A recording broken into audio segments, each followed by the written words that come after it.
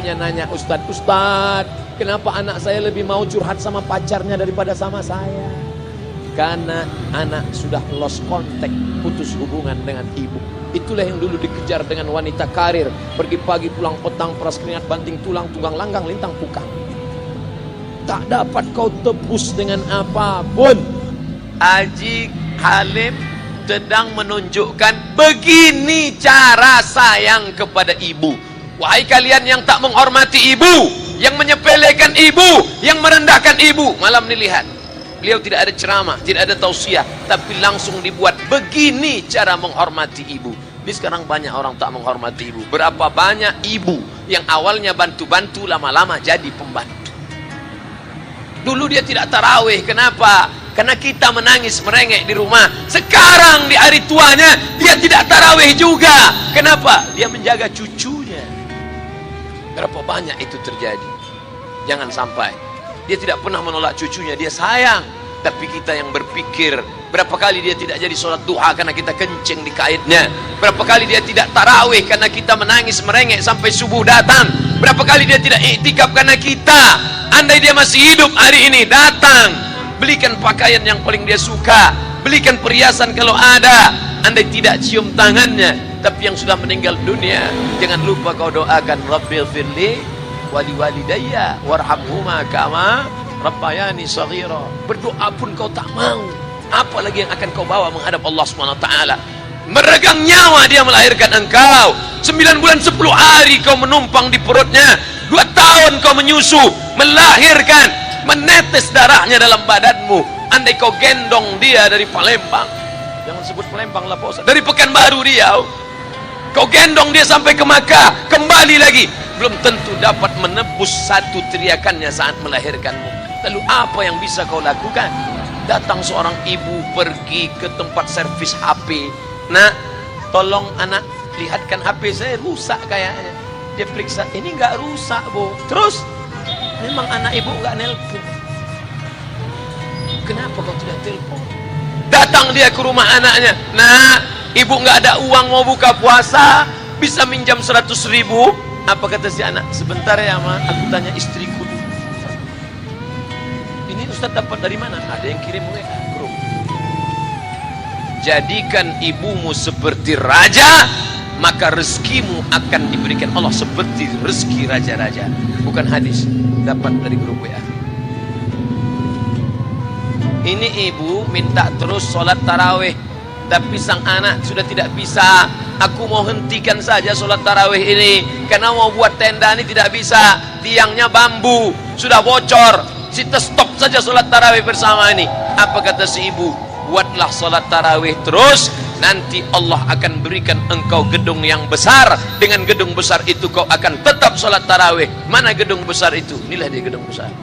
Langsung dikabulkan Allah Subhanahu wa taala. Karena setelah Allah langsung orang tua. Wa qadara rabbuka alla ta'budu illa iyyah. Allah sudah wajibkan engkau menyembah Allah. Setelah Allah, wa bil walidaini ihsan. Kedua orang tua. Jangan kau lawan ibumu. Kayak anak-anakku, jangan kau lawan ibumu. Karena kau lawan ibumu, kau tak pernah mencium kebahagiaan. Walaupun hartamu banyak, kau akan berenang dalam air mata penderitaan sampai kematian datang. Ada pezina hidup di dunia senang, ada pecandu narkoba hidup di dunia senang, tapi orang yang durhaka tetap dapat dosanya dibalas Allah di akhirat. Di dunia juga dapat. Ustaz, kalau di akhirat dapat, di dunia dapat, untuk apa lagi di dunia? Yang di dunia itu DP-nya. Nanti di akhirat akan kau dapatkan cashnya. Oleh sebab itu jangan main-main dengan ibu. Datang seorang laki-laki, ya Rasulullah, izinkan aku mati syahid. Karena orang yang mati syahid itu tidak akan merasakan sakratul maut illa kal qars, seperti cubitan pada tangan. Izinkan aku mati syahid, karena kalau aku mati syahid tidak akan ada azab kubur. Izinkan aku mati syahid, karena kalau aku mati syahid tidak akan ada hisab, langsung masuk surga. Nabi bertanya, alaka min ummin, ibumu masih hidup? Ibumu ada di rumah? Ya. Ilzam rijlaiha fathammal jannah, urus tapak kakinya, akan kau dapati surga di sana. Tak perlu kau mati syahid, tapak kakinya kau urus, kau dapati surga di sana. Kalau tapak kakinya kau urus dapat surga, apalagi kau urus kepalanya, apalagi kau urus badannya. Pulang dari sini urus ibu.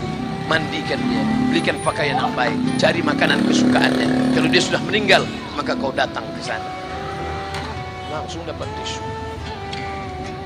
Bapak Ibu yang dimuliakan Allah Subhanahu wa taala. Ini Ustadz suaranya menggelegar nih, marah apa? Enggak, saya tak marah. Terus dikasih Haji Alim buka nasi kuning tadi, makanya suara menggelegar. Masukkan Pak Kapolda daging sama ayam. Masya Allah, ini kari Palembang nih Pak Ustadz. Mantap, menggelegar suara kita di rumah. Bapak Ibu yang dimuliakan Allah Subhanahu wa taala, datang seorang laki-laki, kata Nabi sallallahu alaihi wasallam, nanti akan ada laki-laki yang datang kemari minta doanya kabul. Sahabat heran, kami yang hidup sama Nabi, kami yang perang sama Nabi, kami yang jihad sama Nabi, kenapa mesti minta doa dia? Dia tidak pernah ketemu Nabi. Pokoknya nanti kalau dia datang, minta doa sama dia. Setelah Nabi SAW meninggal, barulah dia datang. Orang itu bernama Uwais Al-Qarni. Kenapa doanya makbul? Dia merawat ibunya. Kalau ibumu kau rawat, doamu dikabulkan Allah Subhanahu wa taala. Apa yang kita lihat malam ini adalah buah bakti kepada seorang ibu.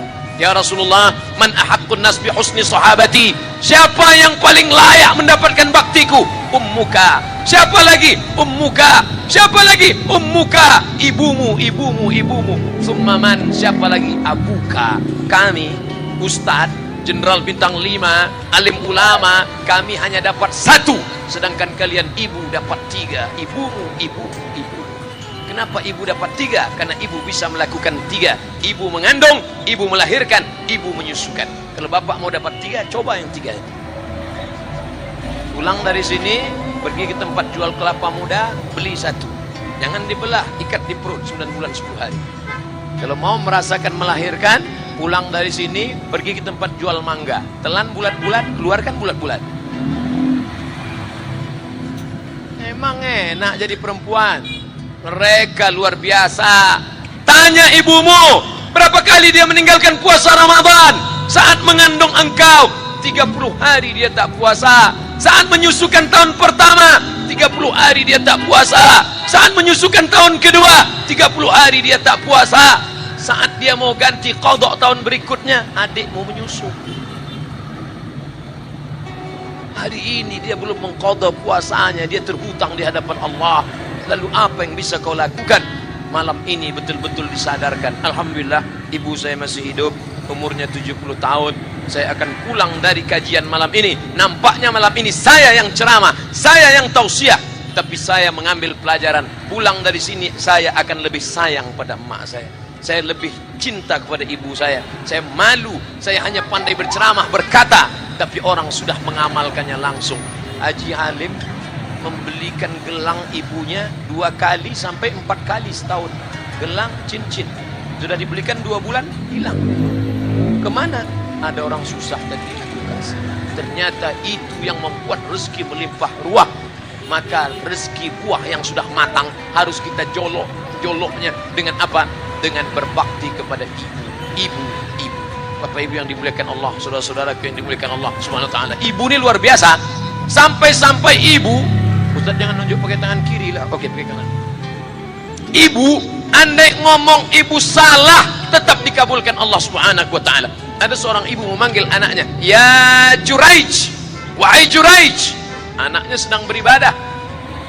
Ibadah pada Allah atau nyambut ucapan ibu? Allah lebih mulia, dia diam. "Ya Juraij," dia tetap diam.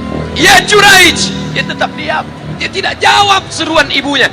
Sampai akhirnya ibunya berkata, apa kata ibunya? "Allahumma la tumitshu hatta turihi wujuhal mumisat." Jangan matikan Juraij sebelum matanya melihat wanita, maaf, tunasusila. Jangan matikan Juraij sebelum matanya melihat wanita tunasusila, WTS PSK, orang nakal, orang jahat. Tidak mungkin ahli ibadah matanya melihat orang jahat, tapi takdir berkata lain. Tak lama setelah ucapan sang ibu, ada seorang WTS PSK hamil, tidak diketahui suaminya, ditangkap, ditanya, "Siapa yang menghamilimu?" Apa kata si perempuan? "Yang menghamiliku adalah Juraij." Sampai Juraij ketika difitnah, perempuan wanita susila itu ditanya, "Siapa yang menghamilimu?"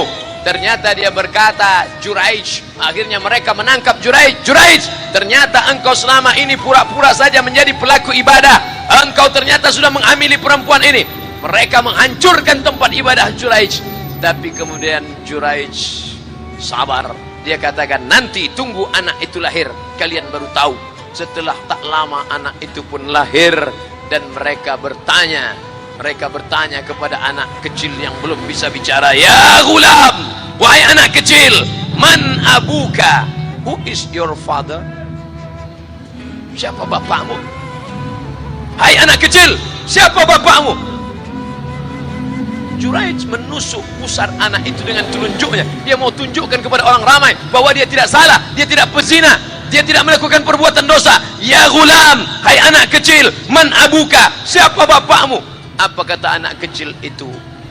Cowboy, sapi, boy, penjaga sapi, pengembala sapi.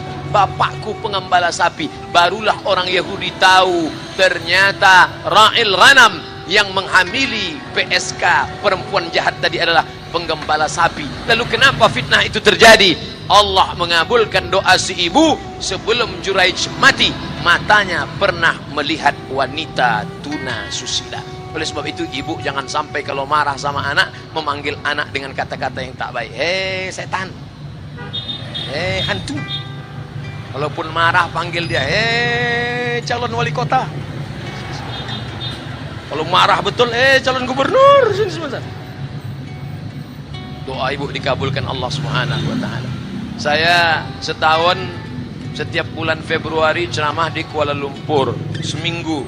Kuala Lumpur, Selangor, Sarawak, Kuching, kemudian Malaka, Ipoh, Negeri Sembilan. Ketika saya tausiah datang ibu-ibu makcik Malaysia. Assalamualaikum. Waalaikumsalam. Ustaz Somad. Ya. Saya nak jumpa dengan emak Ustaz. Loh, ngapa jumpa emak saya? Jumpa saya lah. Ustaz pasti dididik oleh seorang ibu. Saya ingin jumpa ibu Ustaz. Saya sangka dia mau jumpa saya. Ternyata ibu di tengah para habaib, diambil diri seorang profesor, dibalik diri seorang gubernur, wali kota, Kapolda. Di dalam diri mereka ini adalah orang-orang luar biasa, tapi dilahirkan oleh perempuan-perempuan yang super luar biasa. Betul?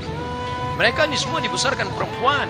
Makanya ada ungkapan al-jannatu tahta aqdamil ummahat, surga di bawah telapak kaki ibu. Tapi ada yang mengatakan itu dulu Pak Ustaz, sekarang sudah berubah, surga di bawah telapak kaki babysitter. Karena banyak yang menitipkan anaknya kepada penitipan anak. Jangan Bu, walaupun kau wanita karir, tidak seberapa itu. Tidak dapat kau tebus kehilangan masa-masa manja mereka dengan pendidikan. Ini banyak ibu-ibu sekarang sudah tidak lagi mengurus anaknya. Padahal 6 tahun pertama, the golden age, usia emas, ibu harus ikat hubungan emosional dengan anak. 2 tahun pertama, susukan. 2 tahun kedua, lompat-lompat, lari-lari, lucu-lucu. 2 tahun ketiga, mulai menghafal surat-surat pendek. Umur 7 tahun, baru dia sholat. Begitu.